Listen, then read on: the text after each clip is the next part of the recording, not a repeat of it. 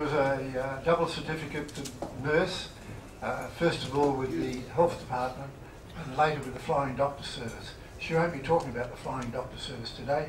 She'll be talking about the early part of her life in the Health Department of Western Australia. There we are. Over to you. Hello everybody. Hello. I'm here today to share with you some of what was for me most wonderful time of living and working in the Kimberleys back in the 60s. I completed my 3 years training at Fremantle Hospital, and 2 months later went off to Adelaide to do my midwifery for a year. I then came back and was working at St John of God in the postnatal ward as a midwife and doing night shift. And then I had my very first flight in an aeroplane, a DC-3. When I did my midwifery, when we graduated, the theme for the graduation ball was the birds and the bees. So I was a bird and my colleague was the bee. We had the best time. Here I am at St John of God's, and we got the veil then. We soon lost those. Now people don't wear anything on their heads, but we thought we were pretty special when we got the veil. And after I'd been at St John's for a while, I decided that I needed a change and rang the health department. And we had this lovely lady, Mrs Clark, that used to place all the nurses in all government hospitals in WA, in the country. So I asked Mrs Clark, where did she think I'd like to go? And she said, you'll love Wyndham, dear.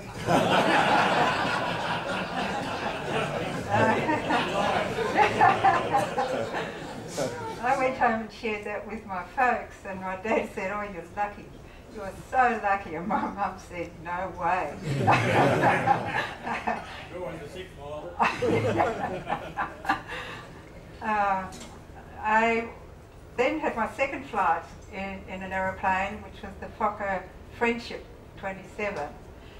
And it was a 9-hour milk run from Perth to Wyndham. So I arrived at 6 o'clock in the morning, and it was hot. It literally took your breath away when they opened up the door of the aircraft. The humidity and the heat was just mind-blowing. I just looked around, and the Coburn Ranges were just beautiful, and they were the typical colour of the Kimberleys, with the browns and the reds and the blues, and I just, it was just wow. I got my luggage and was standing on the tarmac, and everybody went, and the fellow came up eventually and he said, who are you? What do you want? What are you waiting for? And I said, well, I'm going to start work at the hospital and I'm waiting for somebody to claim me. And he said, well, looks as though they've forgotten you, so you better hop in the van. He picked up all the packages for MMA. And so off we went to Wyndham. At that stage, Wyndham was a one-road town and divided into 3 bits. The town was on the Cambridge Gulf, and consisted of the 2-storey hotel with a hitching rail, and the police station, the hospital, which was situated at the bottom of the bastion, between the marshes. And I found the room, which was the office, and went in, followed. They were having handover. And when I got to the door, they looked up and the matron said, I didn't know it was her at the time, she was a matron. Hello, who are you and what do you want? Oh, good. Welcome to Wyndham again. I said, well, I'm the new DC and I'm about to start work here. She said, oh yes, I forgot you were coming. well, you're on night shift tonight, so you better go and get some sleep. So one of the girls took me over to the quarters, and another nurse was there, and she showed me to my room. There was no air conditioning. There was no radio, TV, anything. It was just hot. And we had overhead fans and slept under wet sheets to keep the mozzies off. When the hospital was one story, consisting of a male ward, a female ward, a labour ward, which did have air conditioning, a theatre, that had air conditioning, and the new baby nursery had air conditioning. But the rest was a big overhead fan. When I arrived at 9 o'clock that night, I was met by the evening girl, and she said, "Oh, good, you're here. You've got a med in. When you deal with it, terrific." So I went off to the office, and the office desk was just one big yellow Laminex table with a big fan over the top. The nursing aide said, "Well, if you think I'm going to make you coffee and supper for the night, think again. I'll make you one, and then you're on your own." Okay, thanks. So she went and got the coffee, and she popped it down on this yellow Laminex table. A bug hit the fan and came straight in. So I didn't even get to say thank you, it was that quick. And she looked at me and I looked at her, and she said, "I told you only one." Next time you put a bit of paper on the top quick. Otherwise, you think it hasn't drunk much, you can just flick it out.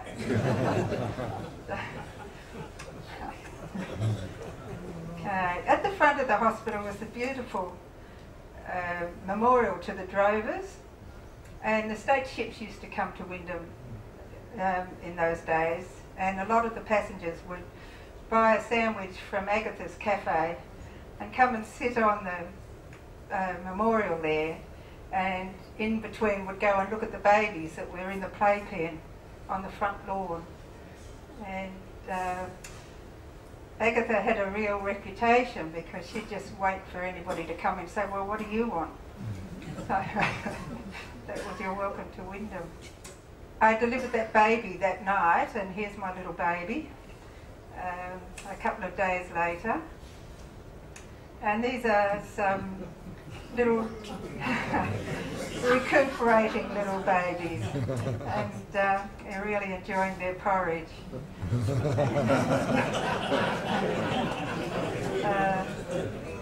At this stage the diversion dam was completed and was really a great place for recreation, with swimming, people learning to water ski, and pardon? Crocodile. Not then. We could swim then. Yes, apparently the crocs are there now though. There were a few freshies, but not the salties. And that's an aerial view of the dam. And that's down the other side.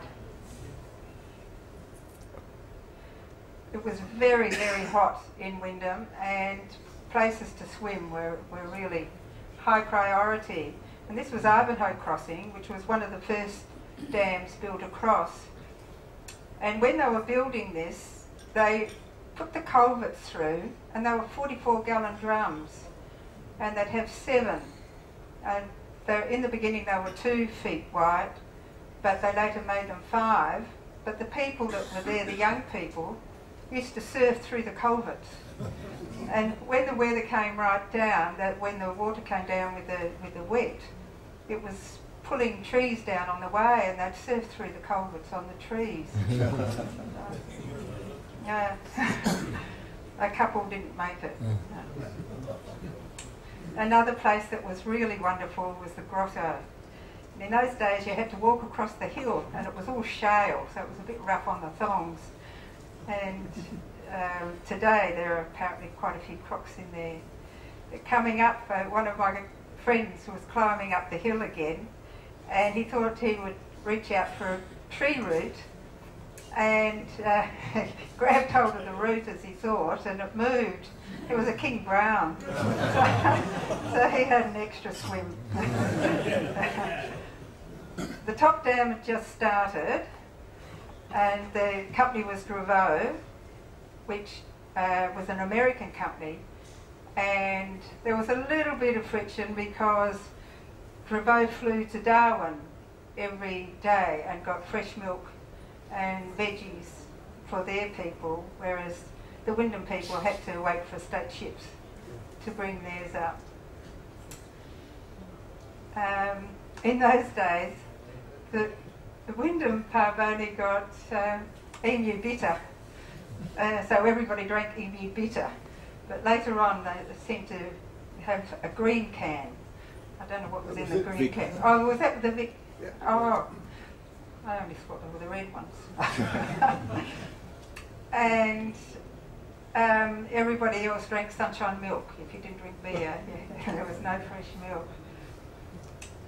This is the original dam site where the wall was going to be built,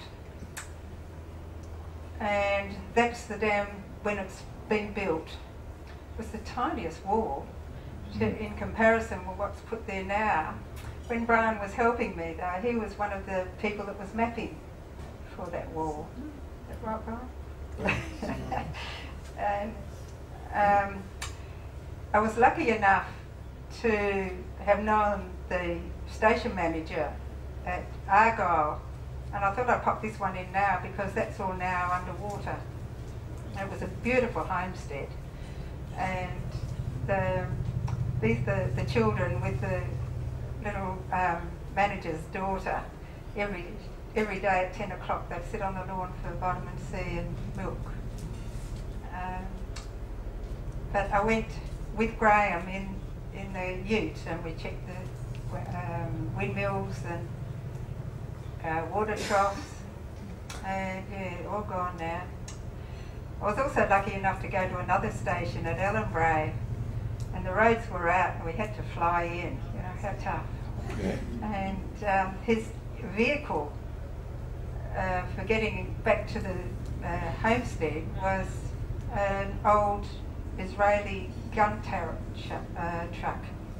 The passenger had to stand in the gun turret as she was on. It really was great. And just to finish, he had all the beds around the veranda, and he had fans on the tops of the beds because he figured that all the mozzies couldn't fly upstream. With the diversion dam completed, the cotton farms had started. The original farms were 600 acres and cost $20,000. And one of the conditions for getting the farm was the first crop had to be safflowers. And so they planted the safflower, and it went off really well, and then they got this worm. And they'd lie there at night and all they could hear were the worms eating the crop. And they continued when they had to stop the safflower and planted cotton, and the cotton was going so well, but the worms, you could just hear them eating that too. So, this was at the ginnery. This is the washing of the cotton, and these are the cotton trailers that are waiting to go through the ginnery, and these are the trucks that are bagged cotton heading for the wharf. And it was really good because they used to come from Kununurra to Wyndham to go to the wharf, and we used to hitch a ride back because Kununurra had a much better social life than what we had in Wyndham. There was no flying doctor plane in the 60s. This was in 67 and 68.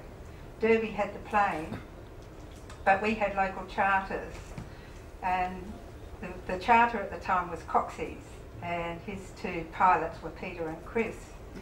It was just wonderful because if you're on days off, you could ring up and say, hey, you've got a spare seat. So you could go flying to take the mail, or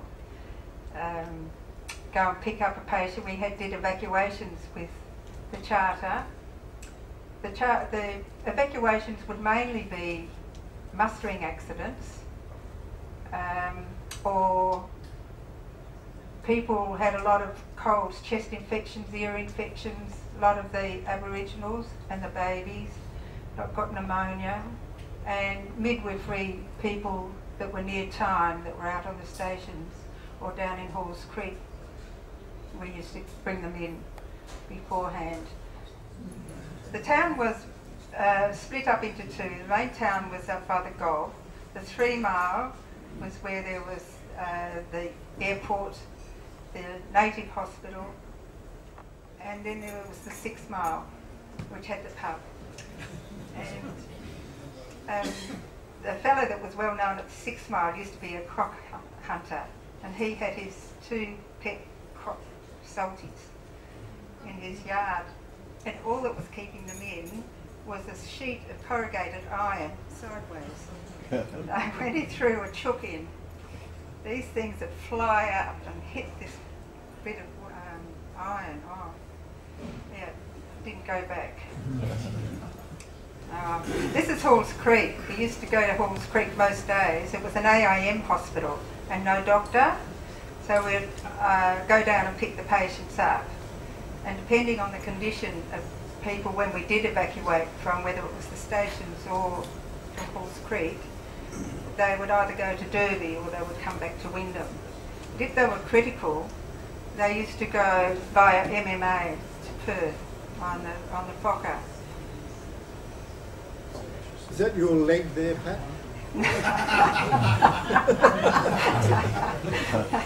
It was interesting, the ambulance was a station sedan. And we didn't have any technology. It was really flying by the seat of your pants, really. And they took 6 seats out to put the stretcher in. And if somebody was on a drip, it was really interesting too, because there was no machines that counted drips and monitored everything, so you just had it stuck up on the roof somehow and count the drips. And you'd ask the hostie if you were going to go up or down, if they could let us know. But you'd be sitting there, the hosties would be quite busy, and next thing you'd suddenly see the patient's blood shooting up the tube. Backwards. So you clamp it off, and then they'd be coming down again, and you'd see all the bottle emptying out into the patient. But at least it cleared the tube. And when we got to Perth, we were met by ambulance, and depending on the condition of the patient, they would radio through ahead, and the police would man the intersections because they'd stop the lights and let us go flying through. And sometimes that was more adrenaline boosting than the patient. And it was interesting with the little kids and some of the adults too, because they'd never seen a high-rise building, and their necks would be just absolutely screwing round to see the high-rise.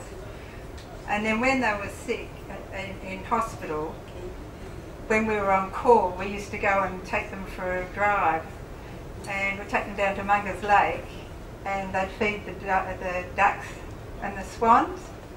But if we took them to the beach, they could not believe that the water was blue, and it was so big after swimming in creeks and everything was muddy.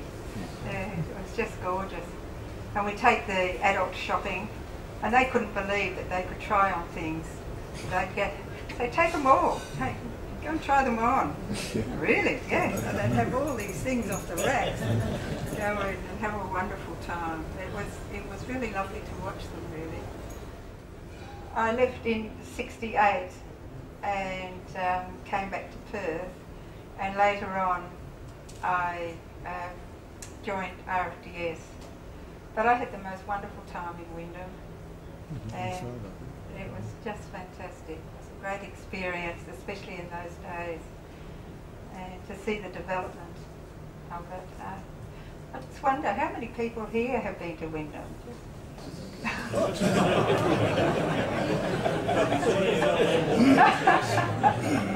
Way to go!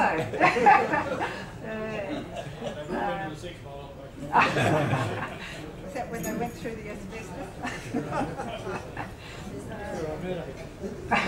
We had the most wonderful play there called Dimboola. And Dimboola, they didn't need anything else. It was just Wyndham. It's 4/4. It was wonderful. Yeah. But thank you so much for listening to me.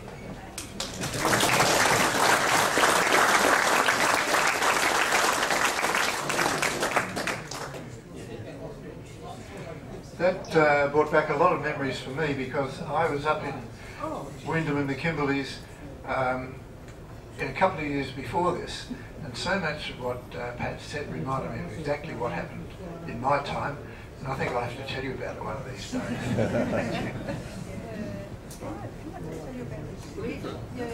Sorry, I just forgot two more.